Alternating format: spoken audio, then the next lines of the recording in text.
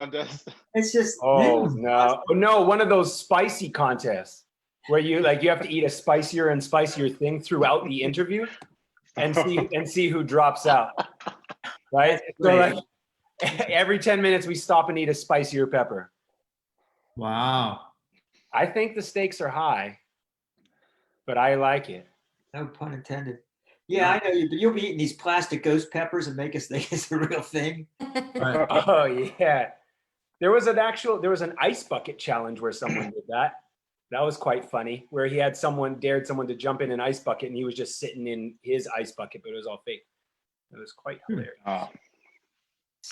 Now let's make sure this is live on loading dock, and then I think we're good to go.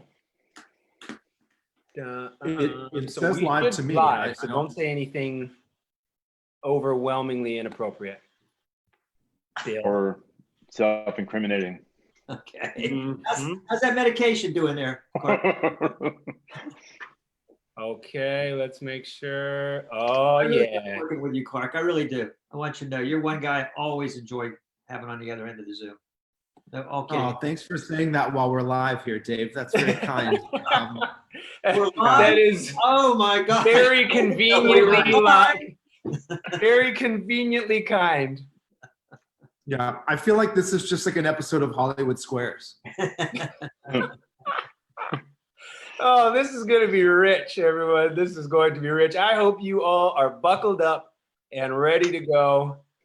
And if you are sitting in a seat, you need to know this is a very important piece of housekeeping before we get in. If you're sitting on a seat, you will only need the edge of it, because that's where we're going to keep you the whole time. Okay, on the edge of your seat. So that's, yeah, Clark, maybe feeling it? No? I was joking on something, sorry. Oh, sorry, sorry, not feeling it. All right, welcome to the Loading Dock Town Hall. My name is Justin Minott. I'm here with my business partner, Dave Gold. Nice to see everyone. And we have a beautiful panel of world changers here on this with us. We have Hannah Williams, Clark Rinehart, and Bill Cummings on here. So briefly, if you could all introduce yourselves, let's start with Hannah. Hannah Williams, who are you and what makes you come alive? Ooh, yes. So who am I? Well, in this context, I'm a community coordinator with Loading Dock Raleigh.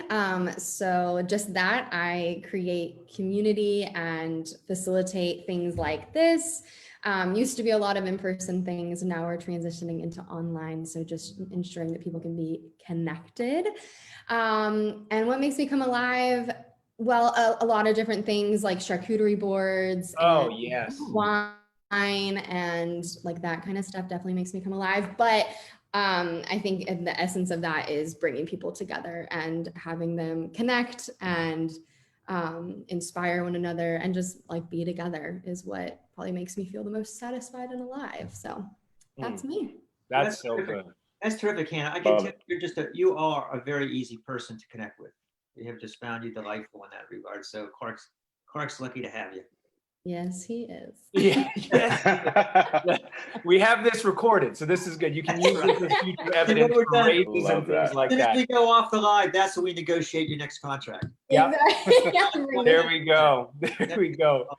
All right, next we have Bill Cummings, who you'll be hearing from more later on as he shares his entrepreneurial journey. He's with Groundswell Consultant, doing beautiful work with nonprofits and other companies. Bill, give us a little bit more about who you are and what makes you come alive. Yeah, so who I am, I'm a husband who just celebrated 30 years of marriage this past week to my wonderful wife, Sherry. Congratulations. Started when you were 11. Yeah, you stole my line. I You stole my line, man. I saw it. You look great. I'm a dad who has twin sons that are 28, both living in New York City. Wow. My daughter Maya is about to be 15, and so that's that side. I think I'm an entrepreneur at heart. Even when I've had long tenures at organizations, I've been what I heard one person years ago say, an intrapreneur. So once you're in something, you're not an entrepreneur is doing different things, but you're wanting to tweak and change and Innovate, improve yes. things from within. So I've always had that kind of like, desire. And what makes me come alive is really listening to and learning from other people, learning about their stories, their backgrounds, their passions, and kind of being like a record label of sorts where I get to curate people's work and help feature it. Instead of featuring really what good I do, I approach. love to feature what they do. That's a really good analogy. All right. And if you were a record label, what genre? If you were actually a record label? Oh man, it'd probably be a little bit all over the map, from Motown to a little punk rock. Okay. Okay. All right. So you are a wide range. Wide range. range. Like a Yep. charcuterie board of bands. Yeah. Hey, bring it back. Yeah. Good job bringing it back. Oh, and Clark, who are you and what makes you come alive? And then maybe just share a little bit about how we all got to know each other, you and I and Dave, and starting to build some beautiful things together. I think that'd be helpful for context. Yeah, I'm a friend of all of you, which is really great. All of you know each other now and have spent a little bit of time together, but I'm excited because each of you have a meaningful personal and professional connection, and have invested in my life, and so I'm grateful to be together on Facebook Live and just be sharing a little bit about who we are and what we're up to. My name is Clark Rinehart. My pronouns are he, him, and his. And I am fortunate to be the director of community at the Loading Dock and have been in this role for 3 years this month, crazy enough. Wow. And so, yeah, it's a work anniversary for me. And I have the charge of bringing people together in interesting ways. I resonate and connect with both what Hannah and Bill shared. I thought the charcuterie board and the record example were phenomenal. I don't know that I have anything that clever or creative, and that makes me sad because usually you have an hour to think about it. I want to bring. You have an hour to think about it. You have time. I do. I'm going to just noodle on that for a little while I fall into the background and don't say anything, which is also hard for me to do. But don't laugh, Hannah. That's not nice.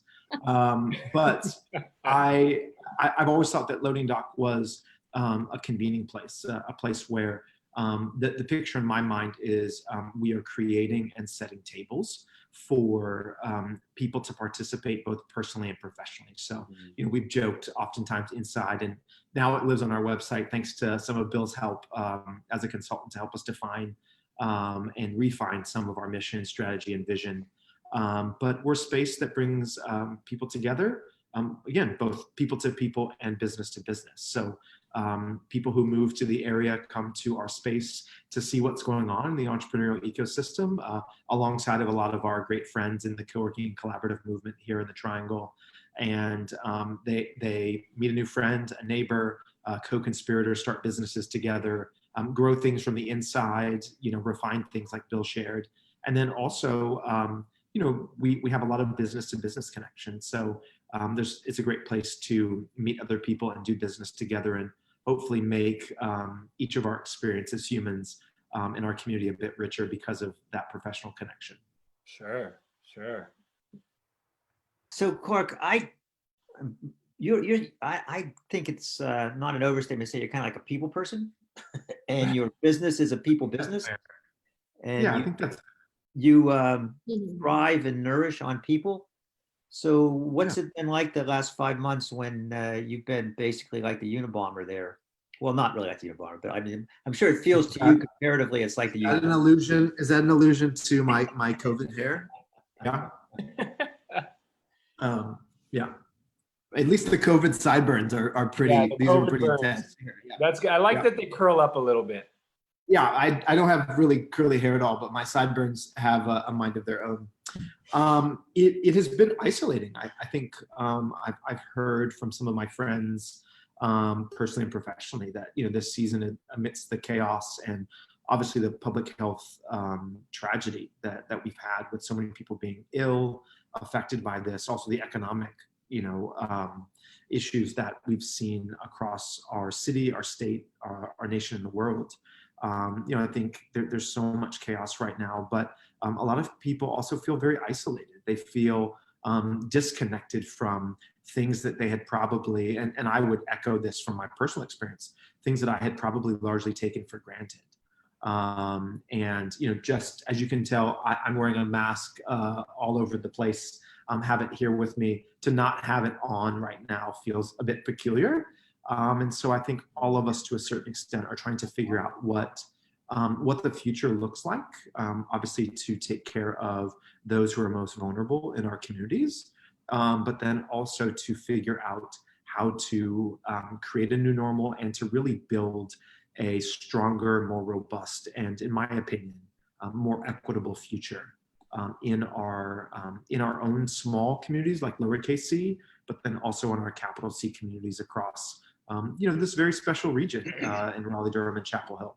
And so I think I'm a person who lives sunny side up, but I'm also learning at age 33 to not be as naive as I once was. There's a lot of hardship, but I think it has also created an opportunity for all of us to band together, especially in this political climate, to say the way forward and the future is better when we're together and we're marching in the direction of more and more relational trust, even though there are nuances and difficulties and differences that we have. There's still space, again, to use that metaphor, at the table for each of us to participate in different and powerful ways. Yeah, so well said.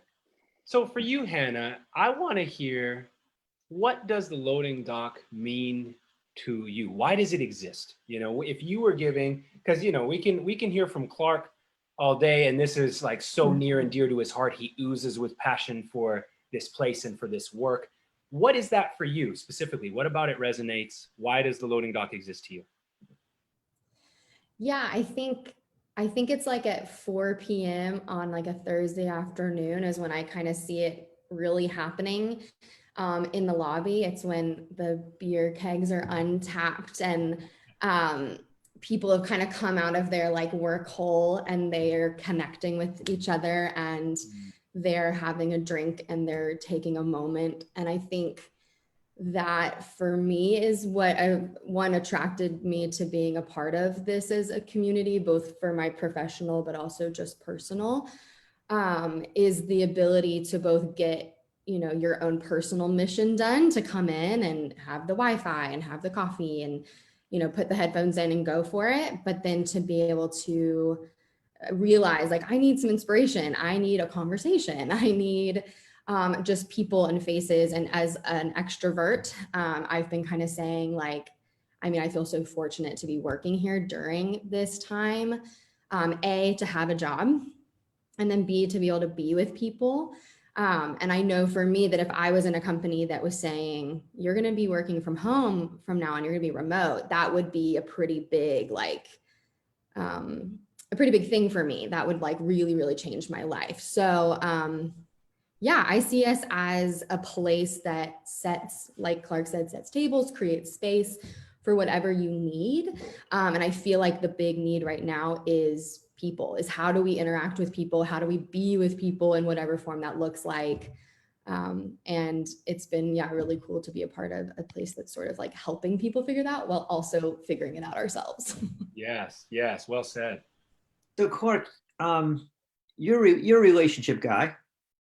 So tell me what you've noticed, both like personally and especially professionally, what the nature of relationship has changed, what that means to you and what you've seen in terms of establishing relationships and nourishing relationships in this climate. Relationships are inefficient. And I think sometimes when you only look at things from a business perspective, and again, we blend the people to people and the business to business type conversation a lot here. It's a bit messier, but I think it's a bit richer and gives each of us space to be who we are and use the unique gifts that each of us have in an interesting way. And I think over time, if you have a transactional business, which co-working can be one of those things, right. You have space, or we have space, you need space, come get space. If that is what we're pitching and offering to people, yeah, that's one type of thing. And yet we've tried to figure out how to navigate, relationship-based business that is pro people and focused on triple bottom line business. Especially in these interesting times where, we have rent that's due. People are rightfully choosing to work from home and are being cautious. And, again, it's one of those things that's inefficient. I think over time, hopefully people have learned to trust us. We're trying to do the best job we can to align the words that we have shared on our website with other people on social in these types of platforms with the actions that we have and the actions that we take, not just week to week, month to month, but day to day. Hannah is, instrumental in doing that at Dock 1053, which is our main campus, our original campus. Jenna does an incredible job here where I'm at right now at Boylan. And I try to do as best a job as I can at Prince Hall, which is our downtown location. That's what I would say is the relationships take time. They involve a lot of nurturing. And I think it's possible to do good and to do well. Again, it's not as cut and dry, black and white. But I think it's the best expression of how I want to participate in community building and economic development in the future. It's to figure out how to do both of those things well. And in life. So Bill, I want to hear from you. You've heard from Hannah and Clark about their dreams and their aspirations of what this is to them. How does that land for you? What's your lived experience of those things, or something that came out of what they said that you would say this is my lived experience here at the loading dock? Yeah. Well, first I'll reference my first time walking in loading dock. It came a few years after my friendship with Clark. Oh, I think we lost you. He was doing so well too. Yeah, we lost you.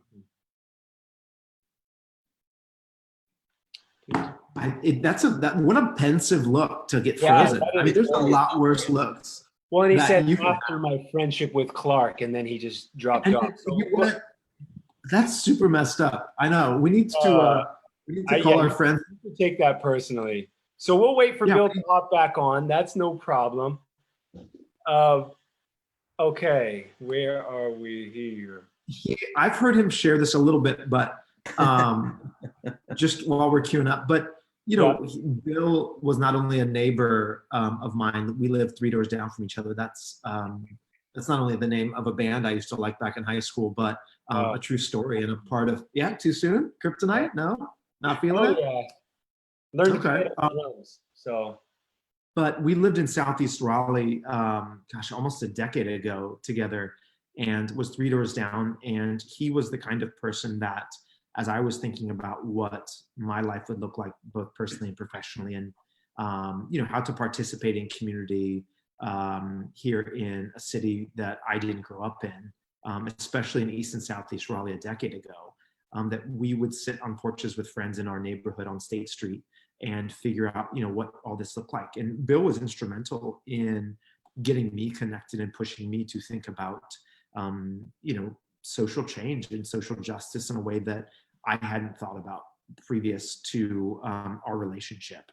And so evidently Darian and Yolanda are joining. That's pretty cool. They're our friends too.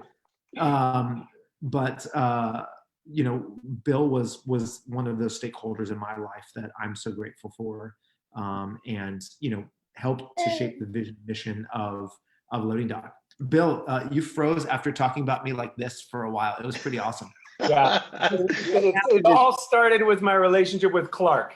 And Clark's basically told all the wonderful things you would say about him if you hadn't. Yeah, just in case you don't say them. That's right. I was about to say the great things about Clark, and suddenly Zoom just quit on me all of a sudden. It was just what a coincidence. I know the irony. Okay, so continue. Yeah, what's been your relationship like with the loading dock and with the vision, and actually playing out in real life for you and your business? Yeah, so I was saying, as Clark and I were neighbors, and loving co-working spaces in general. I love just architecture and space and how space is used and utilized, and the presence of people in that space is something I'm just an observer of, you know. So having known Clark and having known several of the co-working spaces that exist in our region, and not to draw comparisons, or I mean, all have their strengths and different things, but I've had certain experiences in those spaces that I had filed away in my mind, you know, and had, you know, certain perceptions of them. So when I walked into loading dock, I was like, wow, this is different. It's just different aesthetically. You know, they have their own design, look, and feel.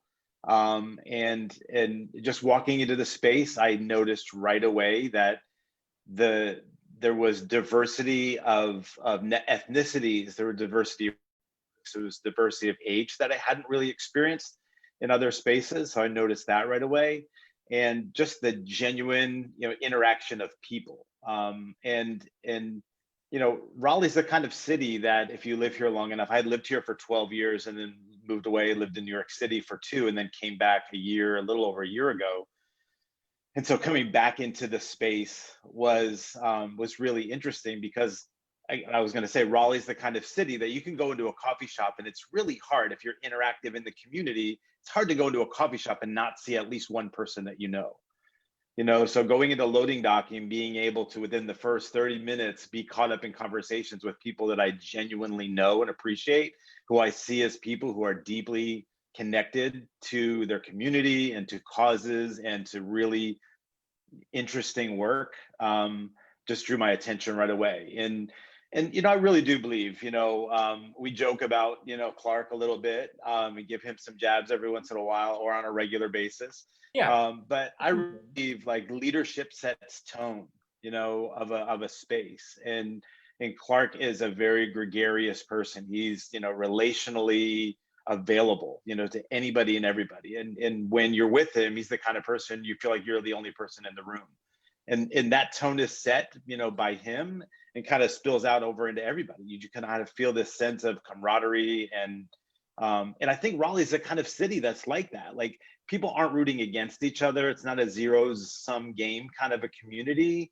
And I think Clark notices that, and it has his attention is drawn to that. So I think he and his team have really featured that and kind of drawn that out. Like, hey, Raleigh's that kind of city. Let's really feature that and be that kind of space, you know, where we are in this together.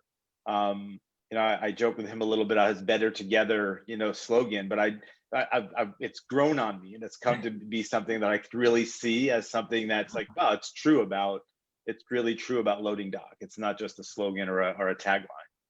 So Hannah, you as being the queen of community there, that's your title, right? Yes. Okay. Yes. You You even said yes more regally. I know, that was so great. Thanks for remembering. But as a queen of community, so much of what Bill described and what you get from Clark too is like there's a vibe, right? There's something about energetically when you walk in. It's the architecture, it's the people, it's So how have you recreated or transformed that, or just adapted that to the virtual that you lived in for so long, and now that you're transitioning back into a more face-to-face? Yeah, I mean, I think it's that atmosphere is the big thing. You know, I actually started working here only like a little bit before COVID started happening. So it's been, quite the ride, like figuring out how do you get to know people in a meaningful way when you're wearing a mask and people are trying to stay like far away. And I think probably my favorite way is in the safest way that we've been able to do is with food, and with drink and like coffee. But we've been trying to both support local businesses during this time and provide a way for people to get together and have a biscuit from Jubala, or grab pizza from one of our local places and like safely at distance. Right. Enjoy that together. We did curbside co-working right at the beginning of everything. We were like, how do we get people out of their homes when it does feel really kind of scary, but people still need to get out. And so being able to invite people to our curb and say, we'll bring you coffee, we'll bring you, pizza, come work out on the deck, whatever. wear your mask, be safe, but see people. It really has built a sense of camaraderie. I think like when things are difficult and you make it through together, it bonds you in a way that's like now seeing people in person. It's like, oh, we had that conversation online, or, oh, I handed you a cup of coffee through your like car window, 2 months ago. And now we're connected in a way that we wouldn't have been. So that's been a cool. What I love about that is you've provided some anchors for people in really tough times and in really disconnected times. Like you just have these things that are anchored in. So whether it's, stopping by for coffee or getting a pizza or something, I think that's so vital. And I applaud you for doing that work. Yeah. So we're going to shift gears. And for the entrepreneurs who are tuning in, we want to give some very practical advice, some wisdom from the journey from Bill Cummings. So Bill, would you share more about your entrepreneurial journey? So really kind of high level from where you've been to where you are, how you ended up there, and then we'll take it a few more directions, but I want people learning from you. Sure. Yeah, so from my early 20s to my mid 30s, I was a pastor at a church in Pennsylvania. Mm-hmm. And in that role, I mean, over those years at that one church, so it was 11 years at the same church that grew from about 200 people to about 2,000 over the course of those 11 years. So my role shifted and changed every 6 to 9 months in some way, shape, or form. And it was a church that was just trying to it had an ethos that was basically focused on being present in the city, in Allentown, Pennsylvania, where we live, which is a small city, yet it has a big city feel because there's a lot of Philadelphia, New York City influence there. So there was a need for just thinking on your toes all of the time, and just adapting and shifting and changing. And I worked with a pastor who was very entrepreneurially and very, very innovative, and this is the early 90s and, into the, early 2000s.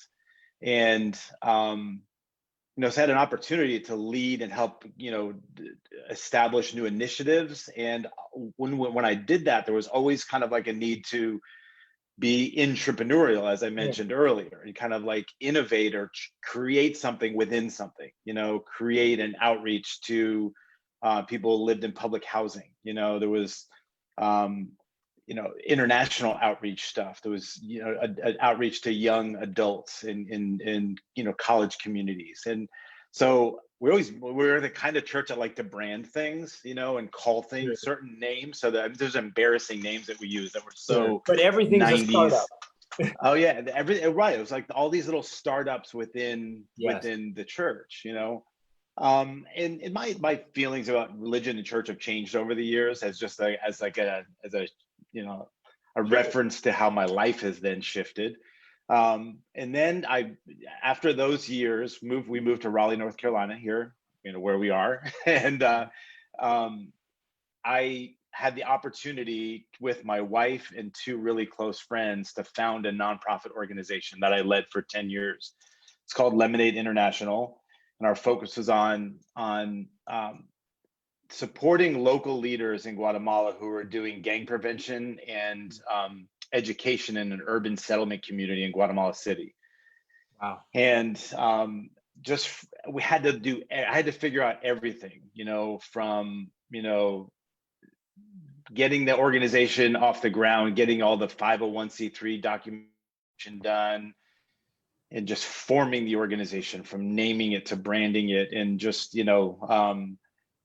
a public perception of an organization, I think, is really important to me. But it's important to me in that it aligns truly. You can make something look good on the surface, but it could be a mess internally. But I believed in the work that was being done locally by the leaders in Guatemala City. And I'm like, this is amazing work that's being done. How we promote that work, or how that work is projected to the public, needs to be on par with how amazing the work is.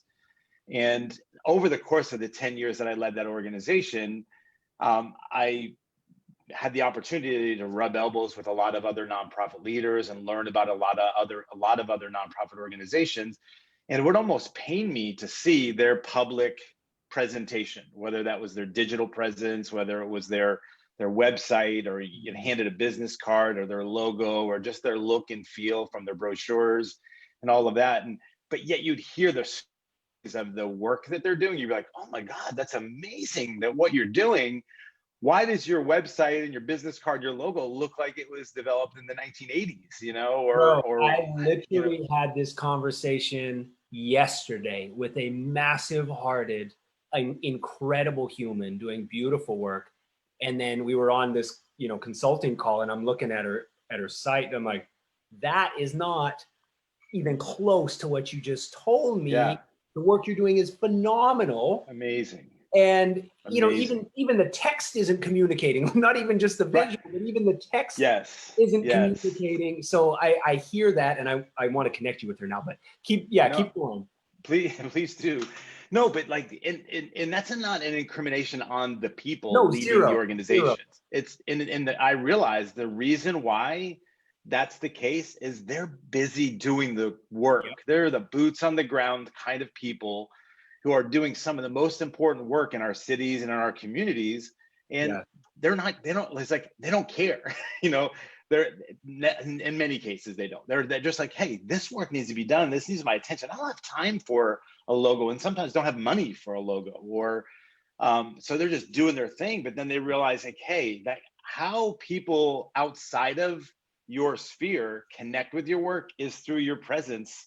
And now we live in a world where your online presence, your website, your social media presence is the way that people encounter you, More than ever now in COVID, right? Exactly. Oh, absolutely. I worked with an organization recently that they kept telling me when I first started working with them, like, we always tell people, you got to come and see what we do. You got to come and see what we do. And they do amazing work with adults with disabilities. Here in North Carolina, adults with disabilities can stay in high school until they're 22 years old. But then they have to go back home with their parents, who in many cases just are not fully equipped and don't have the time and energy to care for an adult, especially those with significant disabilities. They've been doing this amazing work for 19 years. And he keeps saying, people have to come and see it to support us. No, people who are never going to walk through your doors need to know how amazing this work is. Then it needs to connect with them. So what you say about who you are and what you do, and the visual, identity of your work needs to be on par with the amazing work that you're doing. So that's kind of just something that I developed over the years, and have just like a high, standard, a high value for words and images, and how those words and images kind of, represent you to the public. So after I moved on from, I want to interject something here for a second here. Yeah. Before we jump, because there's some really beautiful things that have come out there. The first is just kind of an observation that you are like, we're the Enlightrepreneurs. You're the classic Enlightrepreneur. I mean, you're the poster child, because you are really, you're passionate about something. And I think it's just, I just want to point out that your passion and your business acumen, you can't get a sliver of paper between them, right? I mean, it's all one thing. And I just want to just point out that we just not get to work. We have the privilege of working with these people a lot, and it's just beautiful to see another one. So welcome to the club, first of all. Yeah. No, I appreciate that. And then I have a question with that, because the other thing is that we see entrepreneurs coming in with such, the beautiful thing about entrepreneurism is you can come in from anywhere, right? And I'm curious how your pastoral background, how you see it kind of preparing you and manifesting with you in the entrepreneurial world now. Yeah, a lot of that comes from I just actually had an amazing opportunity with my best friend, Darian Colbert. We've been best friends for 22 years, and he and I got to just got to do a StoryCorps interview. So I don't know if you did the NPR StoryCorps podcast, and we got to be interviewed by them.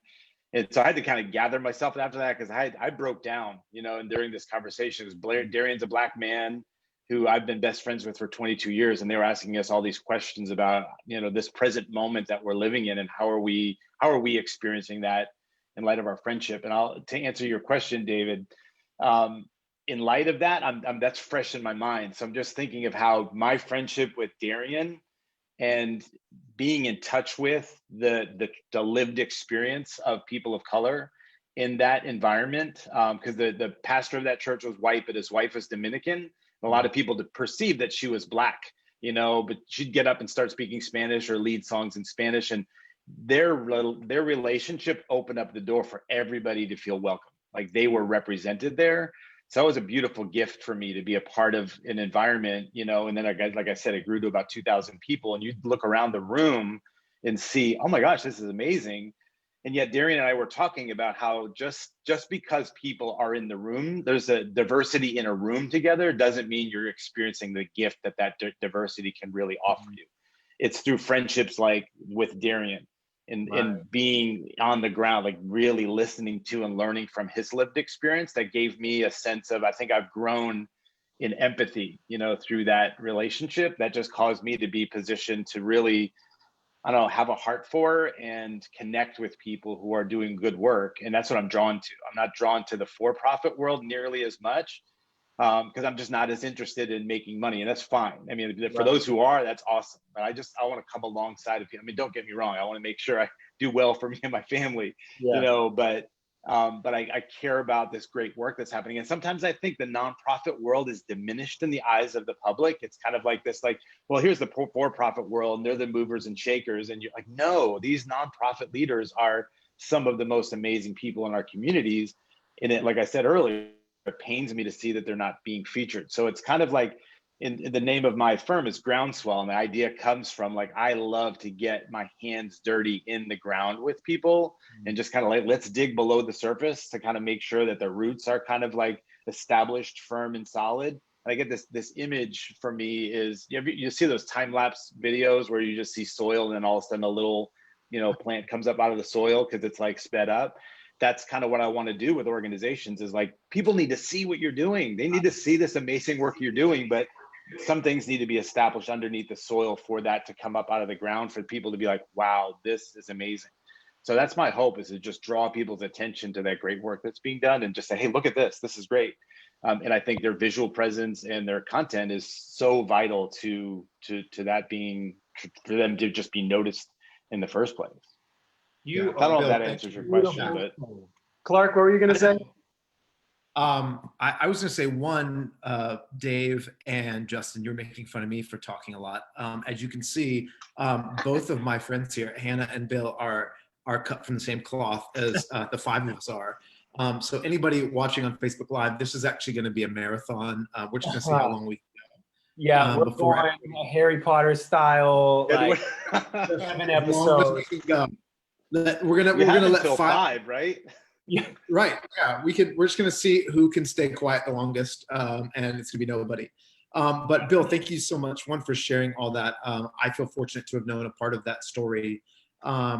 I wondered, and just to kind of drill down on Groundswell and, you know, a lot of your experience and what you're doing now, how are you making that redesign, that branding, that messaging, the work that you do day in and day out with so many different people?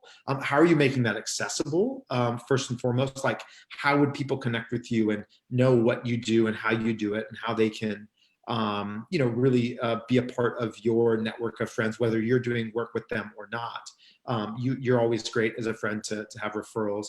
And then two, how are you continuing to connect with Black, Indigenous people of color who are founders, who are not-for-profit leaders, and also elevating the networks and the different type of impact that they're having? Since, in my experience, and I think you would echo this, but push back if you don't, a lot of the not-for-profit world, you know, executive directors, you know, that I've been around are largely people who look like me and who look like you.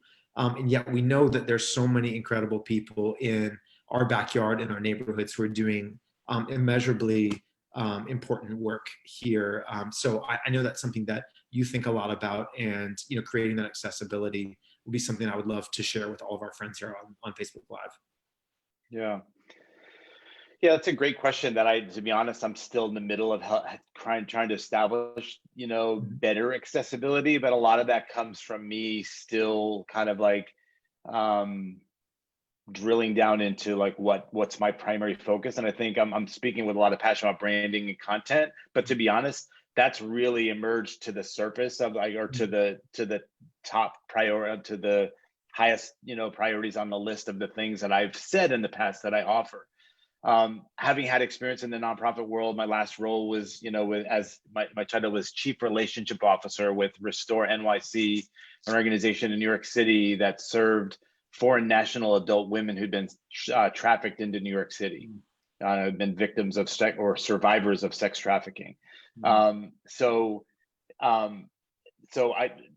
role there was just all over the place. It was great, it was helpful to be a part of a great organization, but it also helped me realize, like, I'm not the kind of person who can be locked down working for one organization. I love the idea of working with multiple organizations at the same time.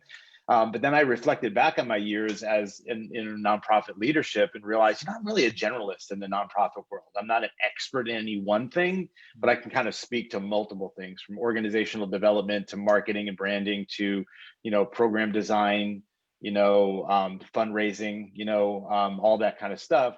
So when I established Groundswell, I kind of threw it all against the wall and said, hey, I'm here. I can help you. I can come alongside of you and do all of that. So I established what I call a brand messaging guide. So a lot of people look to oh, we want to redesign our website. And I'm like, that's great. If that's what you want to do, we can work on that. But let's look at what your content, like Justin said earlier, what's the text on your site say? How are you projecting who you are and what you do? So over several months, I established a 16-page brand messaging guide. That's like a deep dive with the organization that walks them through why statement, kind of Simon Sinek type material, their mission, their vision, their values, problem, solution, impact, their positioning and personality statements, the boilerplate copy that becomes the About Us page on their website. And I came alive each time I had the opportunity to walk with organizations through that process. Yeah. So helping them with Salesforce integration and all these other things that I can do, just like, oh man, I got no energy for that kind of stuff. But I love the idea of getting in with organizations and really, again, getting into the soil, who are you? What do you do? How do you talk about yourselves?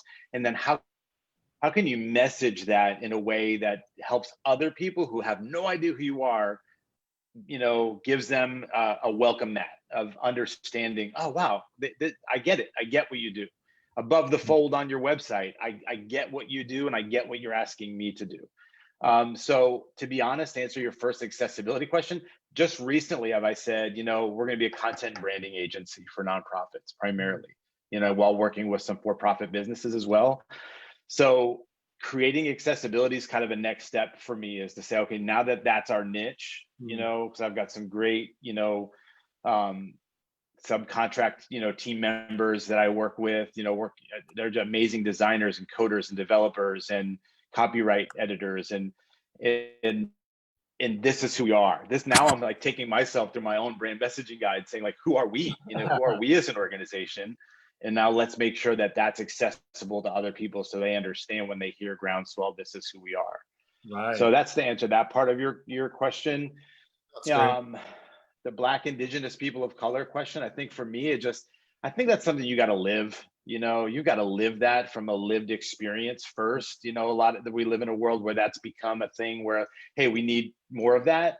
And if people are trying to approach that from a standpoint of hey, that's the right thing to do, I don't think it's gonna come across as disingenuous or just the right thing to do, rather than it coming from a heart and a posture that says, I'm seeking to understand. I'm doing the work that it takes to really understand what's going on in those communities, so that I can approach them from a standpoint of maybe I have something to offer, but maybe I just have something to learn, and that's most important. So I have had the privilege of, and I'm seeking out, kind of from that record label standpoint, I've done things and I've had an opportunity to be the leader of an organization. I'm just I'm done with that. That's not where my heart is anymore. I'm leading my own firm, but I don't want to feature I'm struggling with that recently. I'm talking to somebody who does social media marketing, and she's like, hey, you need to promote what you do more. I'm like, I'm spending my time promoting what other people do. I'd much rather promote their thing than promote my thing, So there's a little, catch-22 there, but my heart is to uplift leaders of color of nonprofit organizations. There's one study that was done that tells us that Black-led nonprofit organizations bring in 90% less revenue than white-led organizations. And that is just, I mean, that lets you know that there's systemic, the systemic racism that exists in our culture is real. But it also lets you know, that we're missing out on some of our best leaders, on supporting some of our best leaders doing the best work in our communities. And so my hope is to elevate those leaders so that they're on par with, or exceeding some of the other organizations that get featured in our community. Yes.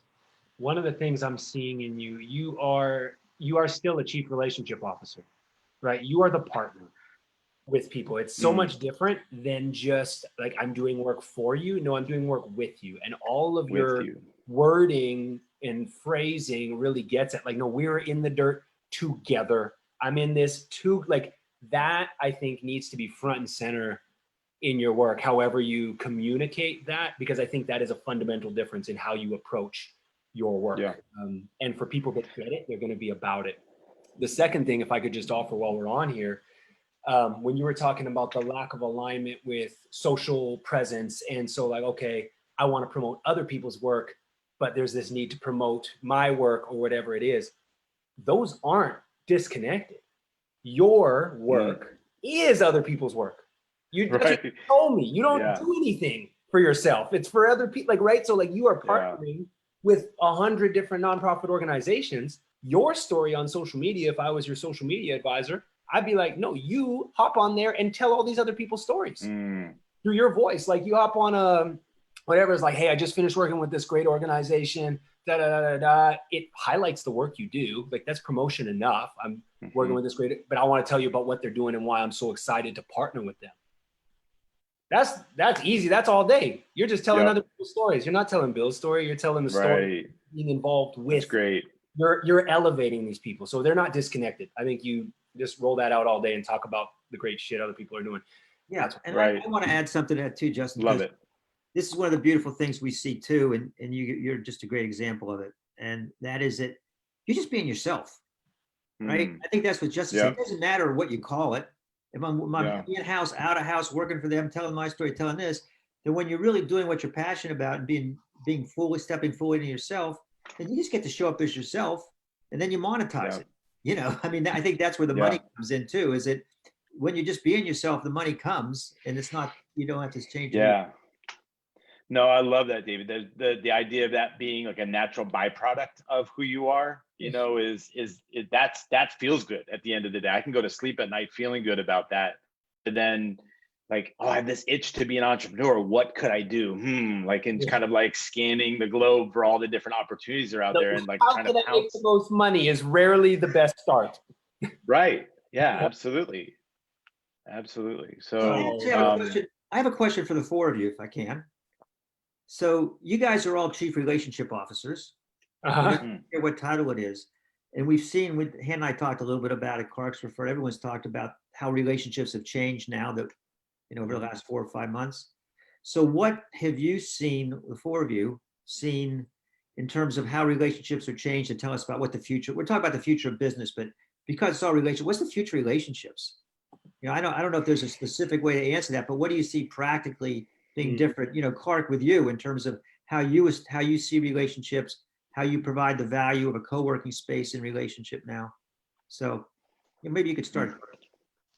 Yeah, that's a good question. I think, you know, again, you know, the future of business is people-centric. I think the more and more people begin to trust you, the more and more you can grow that relationship. And the more and more, you know, people I think are aware of not just the brand messaging that Bill, you know, spoke about as an expert, and the copy and content, but people want to know the proofs and you know, the proof in the pudding. They want to know that you're backing up all the things you say. I think about especially now where we've seen a lot of the bigger corporate entities say, we're in this together. And not to be too harsh on the airline industry, but I've joked with Hannah about this. You know, there have been airlines that have said, we're in this together, but you know, 8 months from now, they're going to charge you $70 extra for the extra pound of bag that you have at the airport. Like it's going to happen. And so I think the more we can again, reinforce the fact that business is relational, that relationships at the end of the day win, that relationships privilege people, and as many people as we possibly can. I would like to say all people, but I know that the reality is we're setting a table for as many people as we possibly can. I think the way of the future is just going to be more and more of that. And customers, and people are going to, demand might be the wrong word or a strong word, but I think we're going to demand accountability, integrity from the different, people that they vote for with their pocketbook. Well, I don't think demand is too strong of a word. I don't think demand is too strong of a word, Clark. I think that's beautifully said. It's just that they might not demand it with their words, but they're going to leave your ass behind if you're not doing it, right? Because you have to be about it. People, I think, more and more are seeing their dollars, which they are, as a value alignment tool, that I am aligning with what I believe, who I am, what I'm about in the world, and how I want to show up. And so the more that you can get your internal, the integrity, and I mean that in like the rawest sense of the word, the solidness of what you're saying out of your mouth, that beautiful, the brand message, and the embodiment of it, the lived experience. I just watched Chadwick, anyway, he had this interview he was with Kobe Bryant for a little bit, and he said at the end of the meeting, and I'll never forget, this line has been ringing in my ears, after just like being in that man's presence, the intensity of that man's life, he's like, he is who they say he is. Like, that's almost like, that was like biblical, right? Like, he is who they say he is. When they talk about this intense, the Mamba or the whatever, like, no, that's not a title, that's not a thing. And I think I want that to be said of me. I want that to be said of our companies. Like, no, this is, if people meet me, no, that's not words on a website, that's not whatever. He is who they said he is, or who his website said he is, or who his social media said he is, and more. That's what I want my life to look like. And I think businesses that can embody that, man, it's on another level, because now you have other people talking about you and voting with their dollars more and more and more. I think I see a future where it's going to be unprofitable to do business the wrong way. I think we're heading, like, you literally just won't even be able to make it because people won't let you.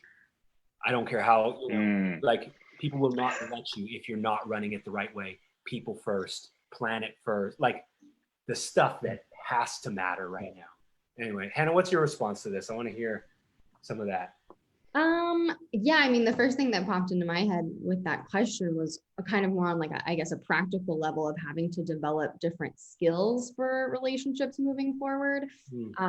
Case in point, being on Zoom, being on podcasts, like just the way that people are having to connect and be in relationship is, I think, really evolving. People that are like, I never talk on the phone, text only, are having to get pushed to, I'm going to call, I'm going to have a conversation, I'm going to recognize the value of that. I think, it really has been a moment of changing direction of a lot of things where it was really disconnected. And now it's like, okay, internet is potentially like the greatest invention for us in this moment so that we can connect. We can, getting to see you, Bill, like this is so great, be able to see you and hear from you, and for us to connect, Clark, is such a privilege and such an amazing opportunity. So I see that as, for me, especially in this space, is like, how do we enable people to connect in a new way, and kind of break some of those old habits and like get out of your comfort zone, get on a screen, get on a phone call,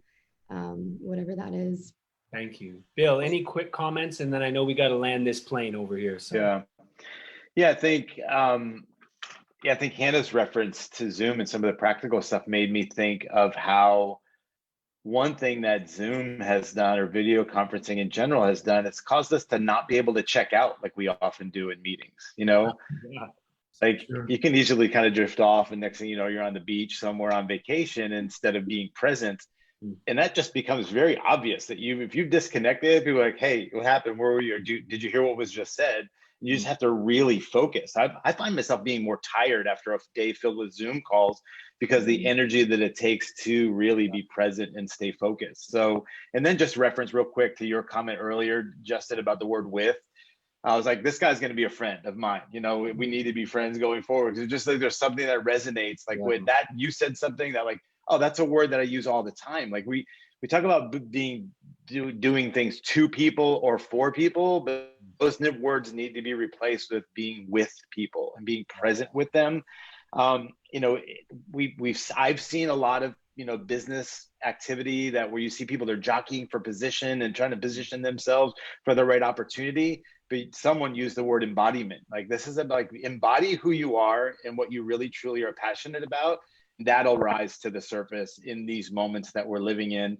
And then that'll create that, having that kind of posture will create the opportunities for true partnerships and true collaboration, and where those words are used in really felt and experienced rather than just being used as buzzwords. Wow, that is, he's one of us. Yeah. we're gonna send you the membership card and the secret decode for the Secret Society Club. Speaking of partnership, so I've had the privilege of this relationship between Clark and Justin was preformed, and I kind of married into it. We have some history, yes. So I want you guys to talk about the partnership between the Enlightrepreneurs and Loading Dock right now, both as a standalone opportunity, but also as an example of what's possible. Yeah, I can lead off because I'm excited about this. I think there's just so much alignment, and even being on this call together on this live stream, I'm like, man, these are my people. This is my tribe. This is my family. And it just feels good. So what the Enlightrepreneurs is focusing on right now, we have this Commonwealth group, which is a digital networking and development community for impactors, right? For these big-hearted businesses or nonprofits, people who are about what they're about to make a difference. Like that is number one.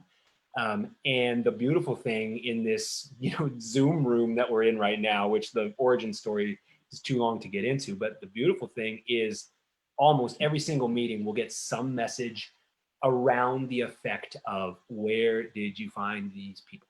Like how I didn't know they existed. I did not know that I wasn't alone, or I wasn't, on this journey trying to make a difference by myself. That to me is the highest testimony or the highest praise. And so born out of that, we're partnering with the Loading Dock to make room for 25 members of the Loading Dock to participate in this digital community, networking, development, resources, training.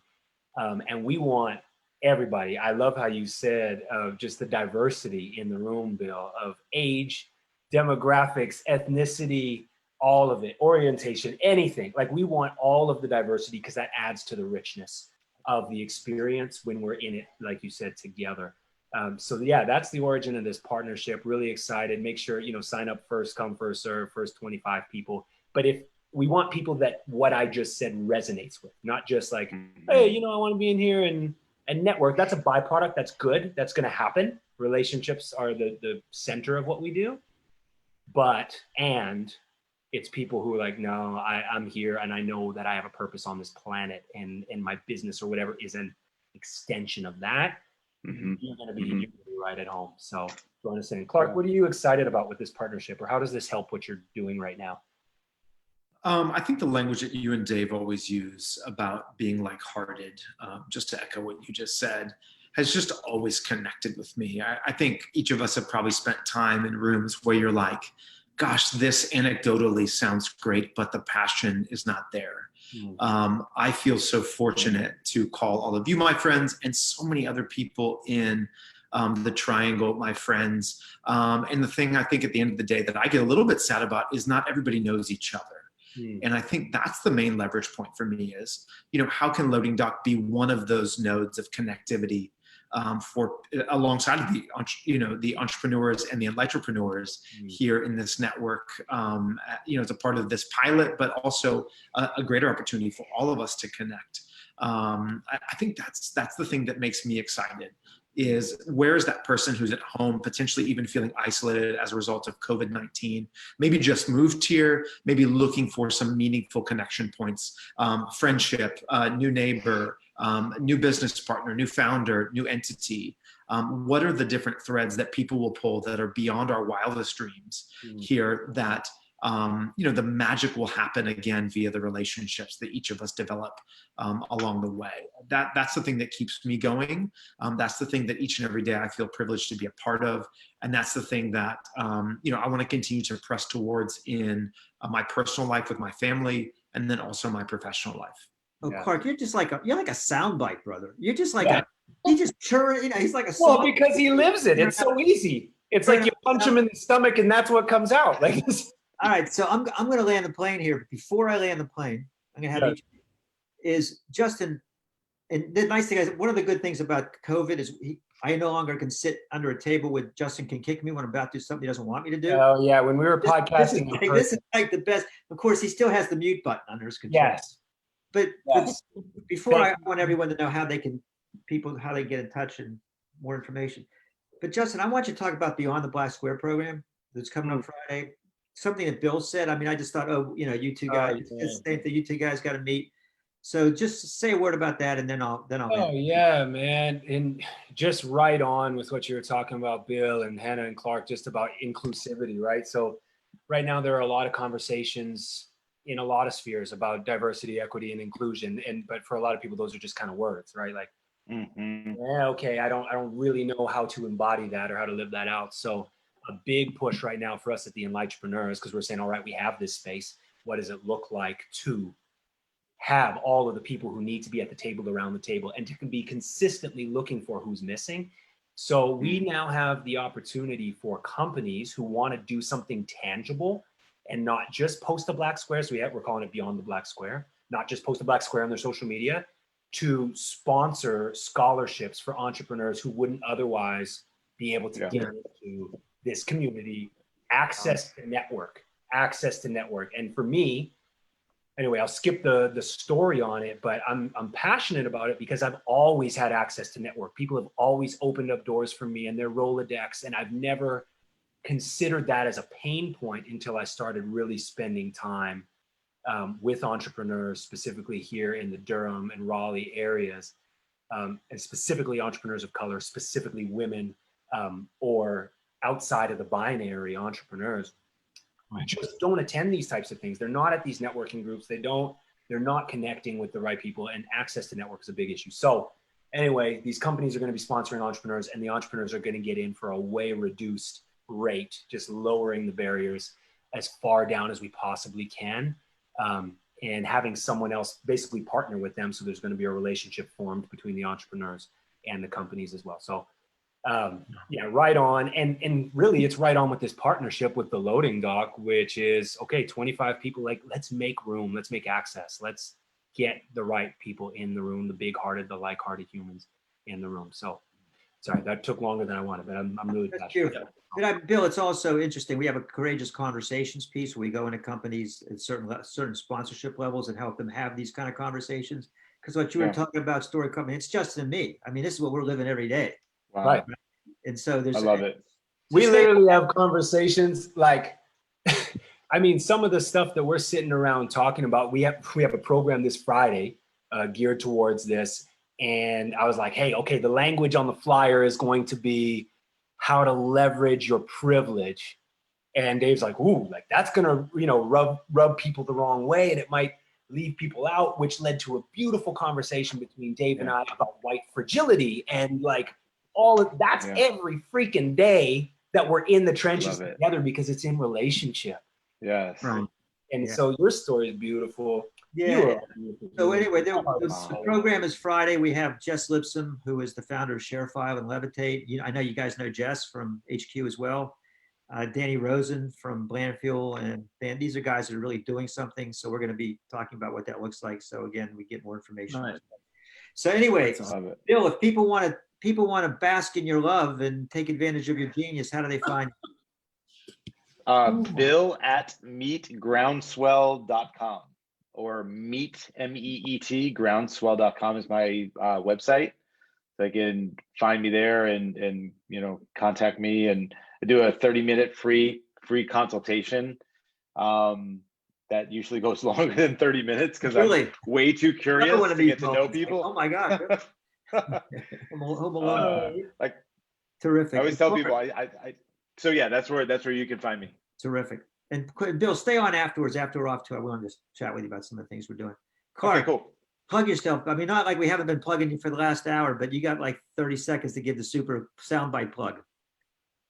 Yeah, come work with us. You get to meet really great, interesting people. And Hannah, it doesn't always just play a nurse on TV. It's just today. Yeah. So yeah. But yeah, let us know how we can help. Again, at the end of the day, we're here to serve, as I know Dave and Justin, you are as well. And we want to be a resource in whatever way we can.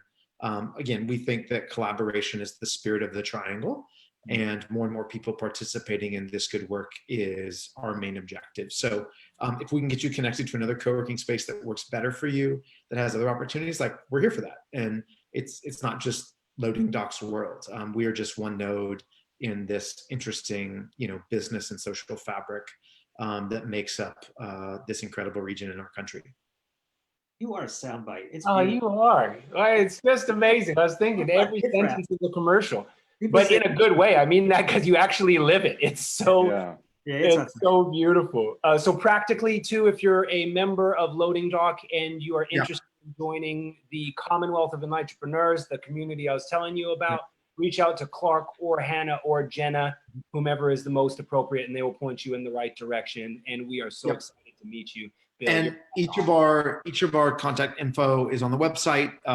Clark at loadingdockraleigh.com, Hannah, HANNAH at loadingdockraleigh.com. backwards and forward. Or what? Hannah is. Palindrome. You're gonna look at Palindrome. the screen. Look. Wow. Flip you out, dude. That's But yeah, we would love to help and get our friends and neighbors connected. Isn't that right, Justin? yeah, eh? Don't you know? We have another connection. Oh yeah, Bill, we're Canadian. I don't know if you knew that Justin and I both hail from the northern From the northern rock. Great White North. You kind of sound like a leprechaun. This is good. Hannah, again, I don't want to leave you out, Hannah. You got the mask on. Yeah, go ahead, Hannah. You want Any to closing words, Hannah? Oh, no, just it's getting fun in here. We've got Linda, our favorite dog, is back in the space, so we've all kind of lost our minds. But come join us, come be a part of everything. We'd love to have you. That's perfect. The dog is the perfect sign off. Love you all. Thank you. Yeah.